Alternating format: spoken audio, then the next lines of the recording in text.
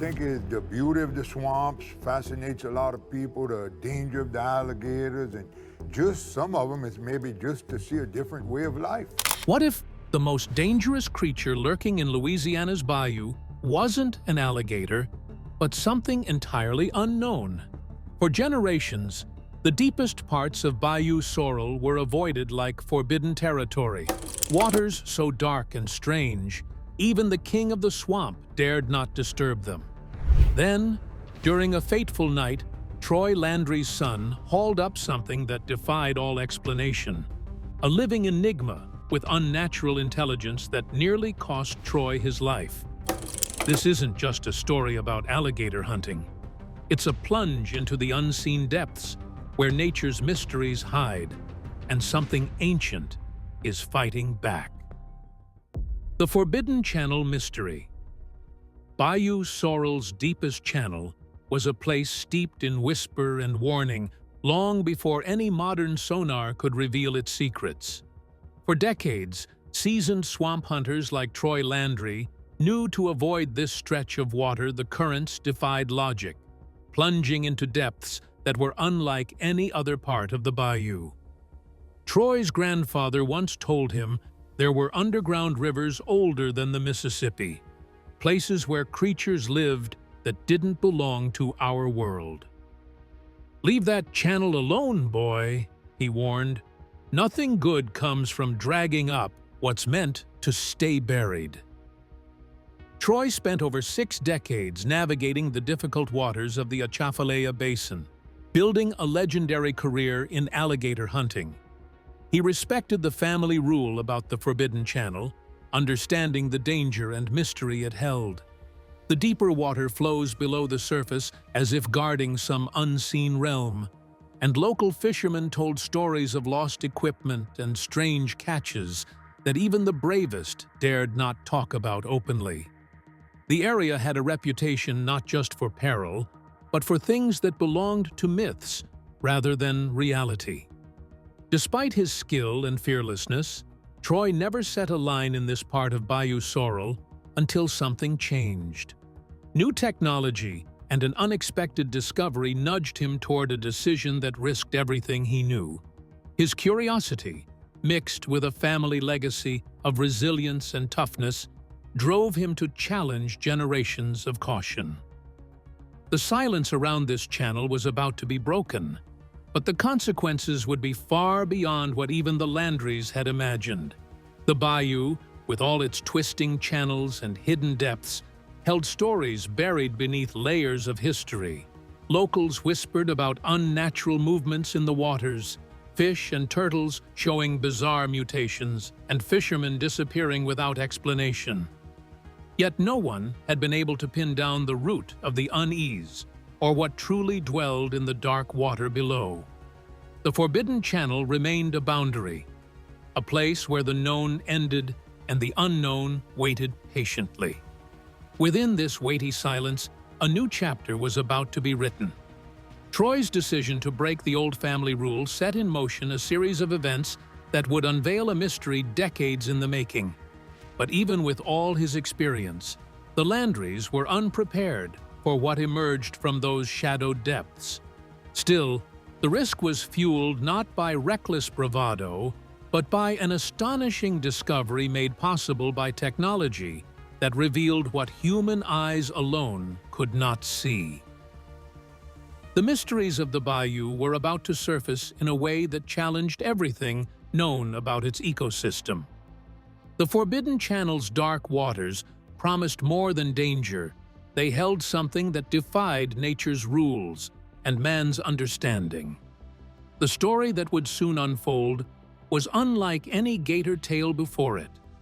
And so, the stage was set for an encounter that no one expected, but all would remember, as new sonar revealed something hiding silently in the bayou's greatest depth.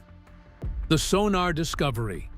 Troy Landry had recently invested in commercial-grade sonar technology far beyond what was typical for swamp hunting. Designed for deep-sea fishing, the equipment was excess for shallow bayous, but Troy appreciated knowing exactly what lurked beneath his boat.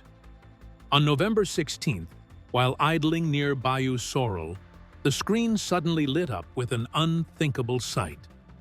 A massive shape appeared nearly 40 feet below the surface, far deeper than any map suggested, marked as biological, not rock. Standing beside Troy, his son Chase was skeptical. "That's a malfunction," he said. "Nothing that size belonged in these waters, nor should it have the density it showed." The sonar readings indicated a minimum length of 30 feet, with a mass far heavier than any known alligator. But Troy's curiosity ignited, and despite warnings, he kept returning to the site. The presence held firm beneath the surface, the signal as real as it was puzzling. The magnitude of this discovery shifted the Landry's understanding of the bayou. That monstrous form wasn't just a gator or fish hiding in the shadows. It was something else, something that settled permanently in the dark, unexplored channel. It became clear that this was no ordinary catch, and that the Landrys were on the brink of encountering a creature both fascinating and dangerous. The decision to investigate further was driven by a mix of ancient instinct and modern technology. Troy, despite decades as the king of the swamp, was pushed to defy old man's caution and test the unknown. The promise of this catch of a lifetime eclipsed any previous story, a chance to confront a mystery long whispered but never seen. Even family members and longtime crew voiced concern. Chase, Jacob, and Pickle Wheat all urged Troy to reconsider, fearing the risks were too great. But Troy's resolve was firm. They prepared substantial industrial gear, specifically chosen to handle the strain of hauling up a creature of such scale steel cables rated for 15,000 pounds, and hooks sharp enough to pierce anything thick-skinned. The technology had uncovered a realm that human eyes had never touched, revealing depths that had long eluded mapping or meaningful study. The sonar was a window into an ecosystem that challenged the known limits of the bayou and hinted at life forms born in darkness and pressure. This revelation transformed the narrative from mere folklore to imminent reality. The Landrys were preparing for a plunge into that darkness to confront what their sonar had made real. With the target locked beneath the waves, preparations began for a quiet, covert venture to draw the creature out, one that would mark the beginning of a night filled with terror and disbelief. The night of the capture. The attempt to capture the creature took place under cover of night on November 18th, beginning at 3:17 in the morning, when the bayou was at its darkest and most silent.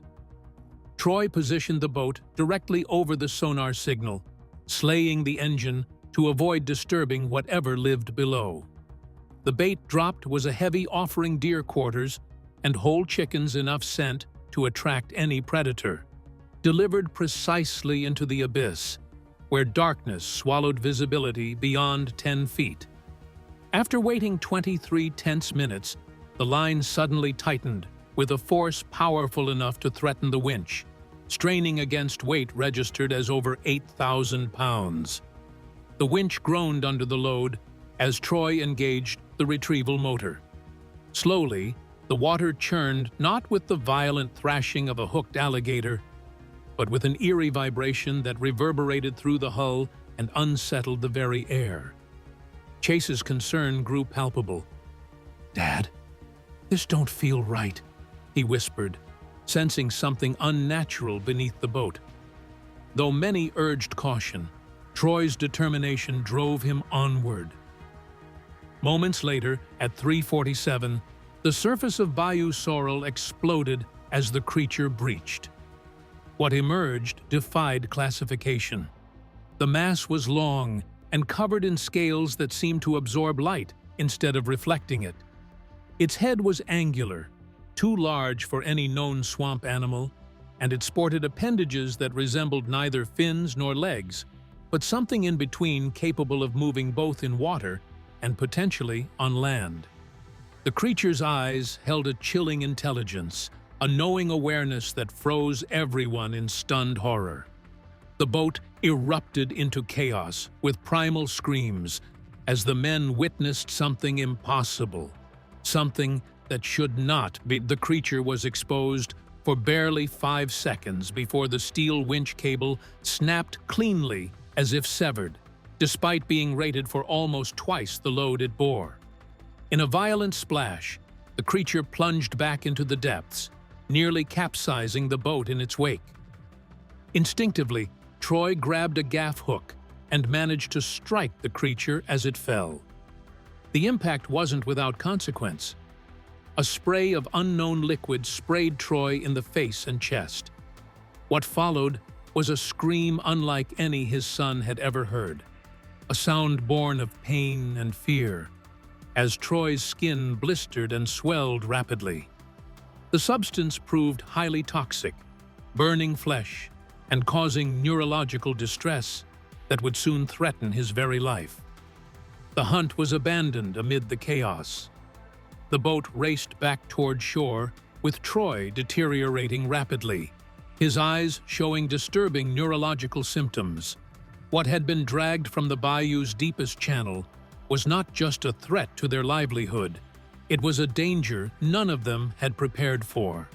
The darkness of Bayou Sorrel swallowed the creature once more, but the legacy of that night would ripple far beyond the swamp, challenging beliefs and forcing the Landrys to confront secrets buried deep beneath the water's surface. Troy's injury and hospitalization. The moments following the encounter were chaotic and terrifying. Troy Landry screamed in agony as a mysterious liquid sprayed from the wound caused by his gaff hook, hitting his face and chest. The substance burned through his shirt and skin, causing blisters and rapid swelling. His breathing became labored, and his eyes showed disturbing symptoms, with pupils dilating and contracting erratically, clear signs something neurological was wrong. Chase and the crew acted quickly, pouring water over Troy to dilute the toxic liquid, but the damage was already severe. They abandoned the hunt, firing up the engine and racing toward civilization as Troy's condition deteriorated on board. He was conscious when they reached the boat launch at Pierre Part, but struggling to speak, warning Chase that the creature knew what they were doing, that what they'd encountered was intelligent. The urgency of the situation was undeniable. Paramedics arrived within minutes and immediately called for helicopter transport to Our Lady of the Lake Regional Medical Center, the nearest hospital equipped to handle toxicology emergencies. Chase rode alongside his father, watching medical teams work to stabilize Troy. Doctors were baffled by the symptoms none matched known toxins from alligators or other Louisiana wildlife. Whatever had attacked Troy was beyond their understanding. In the hospital, samples were taken from Troy's blood and skin, sent for urgent analysis. 3 hours later, the toxicology report shocked everyone.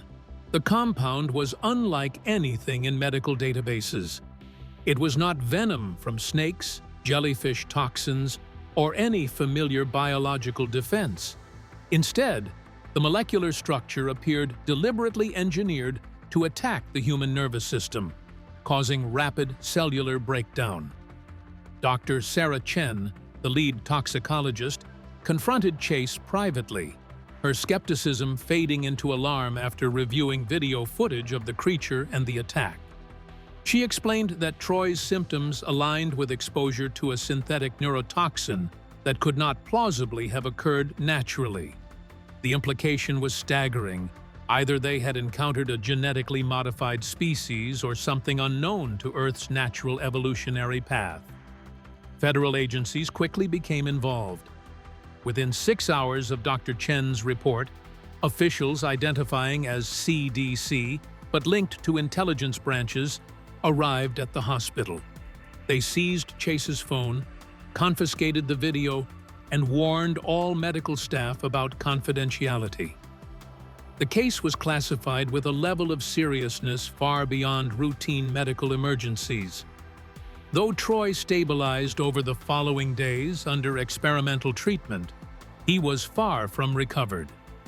Brain activity monitored by neurologists revealed abnormal patterns regions firing together in ways never before recorded, as if the toxin had rewired his neural pathways. Doctors feared this exposure might permanently alter Troy's brain function, threatening his livelihood and identity as a swamp hunter.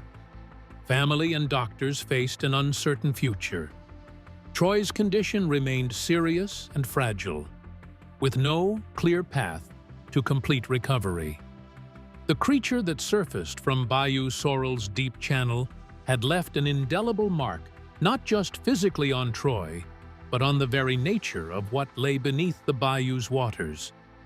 The unsettling medical mystery soon deepened with discoveries from a forgotten tissue fragment. Scientific analysis and genetic shock. In the aftermath of Troy's hospitalization, the Landry crew returned to their boat only to find a small but crucial piece of the creature's tissue left on deck. Pickle Wheat, aware of its importance, preserved the sample on ice, though it degraded over 48 hours before federal agents confiscated it. The sample's disappearance into secret laboratories added another layer of intrigue to the unfolding mystery. Days later, a marine biologist named Dr. Marcus Webb, affiliated with defense research projects, met privately with Chase. His analysis blew open the doors on everything the family thought they understood. The DNA of the tissue did not match any known species, suggesting the creature was unlike anything cataloged in scientific records. This marked the beginning of a new chapter in the Landry's ordeal. More alarming than the unknown species was evidence of horizontal gene transfer within the sample, a process where genetic material from vastly different evolutionary branches combines into a single organism. This phenomenon is rare and typically confined to primitive life forms, never in complex creatures. Such gene mixing hinted either at an unknown evolutionary path or deliberate genetic engineering. The creature's tissue also contained chemical signatures resembling minerals found only in deep ocean vents, high-pressure, high-temperature environments far from the bayou's surface waters. This suggested the creature's origin might lie in subterranean water systems or even the deep ocean, raising profound questions about how it ended up in Louisiana's swamplands. Dr. Webb proposed that geological surveys from the 1970s, which recorded ancient underground water channels beneath Louisiana, might hold answers. These aquifers could connect to deeper ocean systems and harbor ecosystems isolated from surface evolution.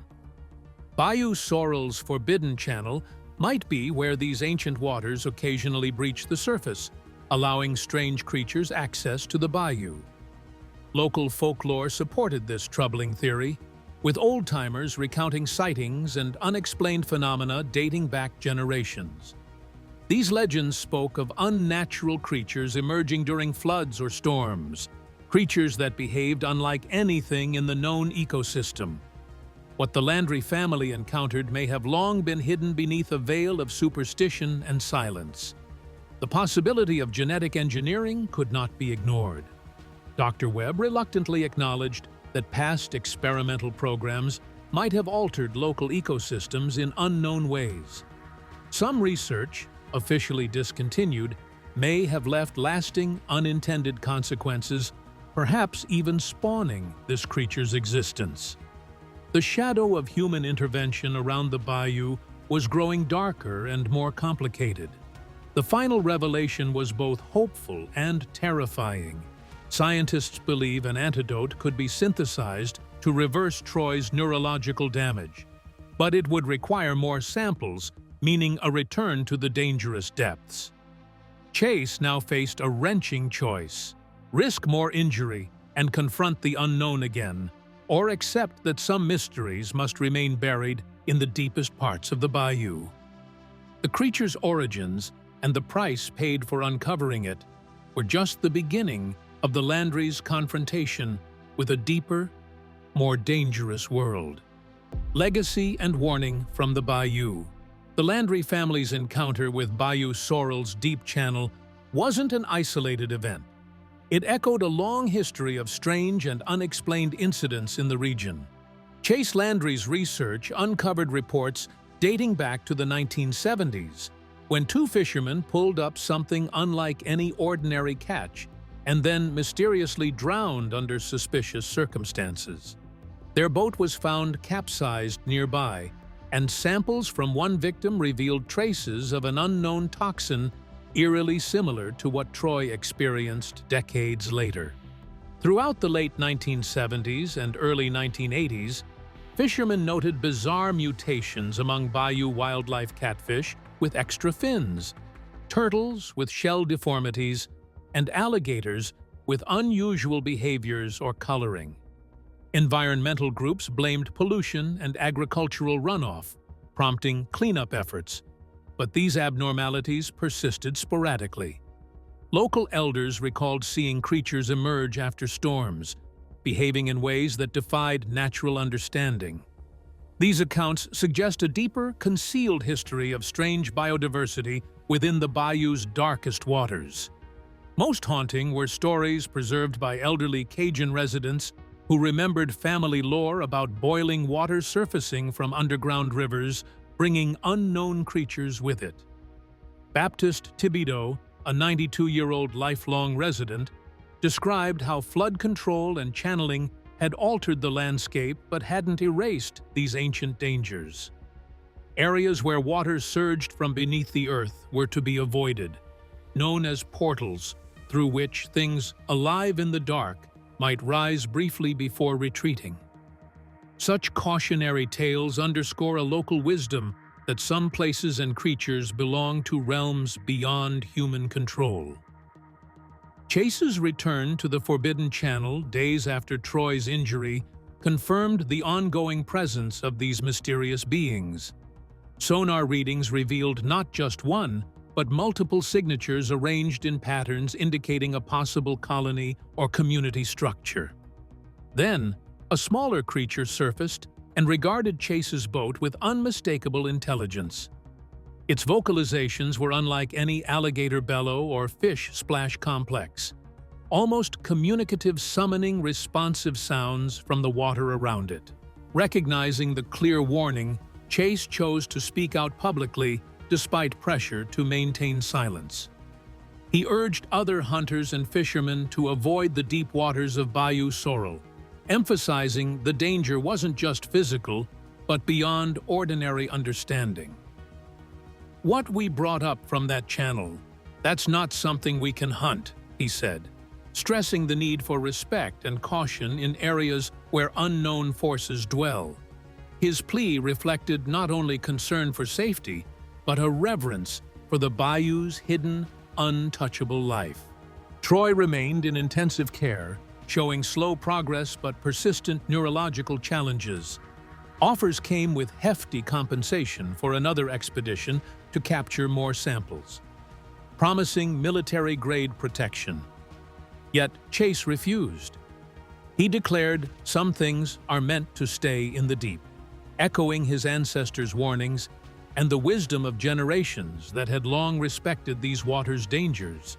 The question that haunts Chase, and now everyone connected to this story, is how many other hidden places like Bayou Sorrel exist in Louisiana's vast wetlands? How many ancient, deep channels harbor life that science has yet to comprehend? And how long before another daring hunter disturbs what should never be provoked? The Landry's harrowing experience is a solemn reminder. Some depths are forbidden for reasons far beyond superstition, and what lives beneath is finally defending its territory. Troy Landry's family uncovered a secret lurking in the bayou's darkest depths, one that challenges everything we thought we knew about the swamp. Their story is a powerful reminder that nature still holds mysteries we may never fully understand. If this tale surprised and intrigued you, please like this video and subscribe for more extraordinary stories from the edge of the unknown. Thanks for watching.